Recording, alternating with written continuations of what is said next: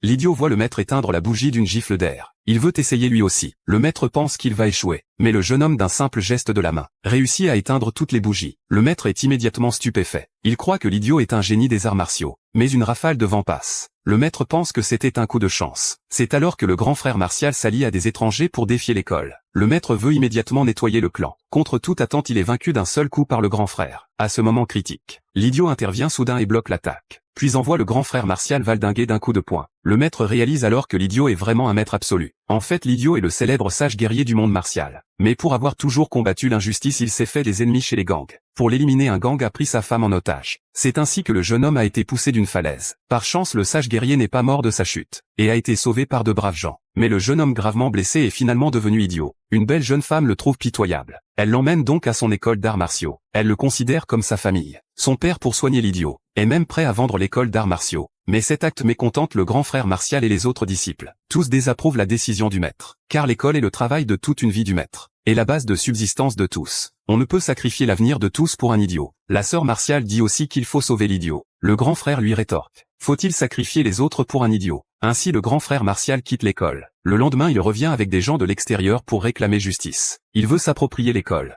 Vieillard, nous nous revoyons. Incroyable. Ton disciple, autrefois le plus talentueux, est maintenant mon disciple. J'ai pris Maître Hong pour père adoptif. Nous venons défier ton école aujourd'hui, pour obtenir les parchemins manquants du point des 8 trigrammes. Sage, remets-les tous maintenant. Tu as trahi ton maître et pris un ennemi pour père. Zhang Nian, j'ai élevé un serpent dans mon sein. Assez parlé. Signe l'accord à la vie, à la mort. Si tu gagnes, je libère tes proches. Si tu perds, remets les parchemins et dissous l'école. Signe maintenant. Ne signe pas. Papa ne signe pas. Si tu ne signes pas, je la tue.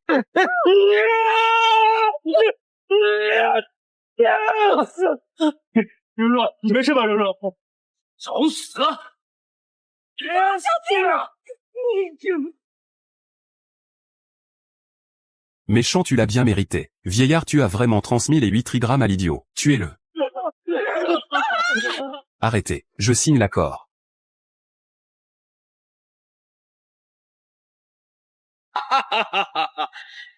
Zhang Nian, ton heure est venue. Pour ce vieillard, laisse-moi m'en charger.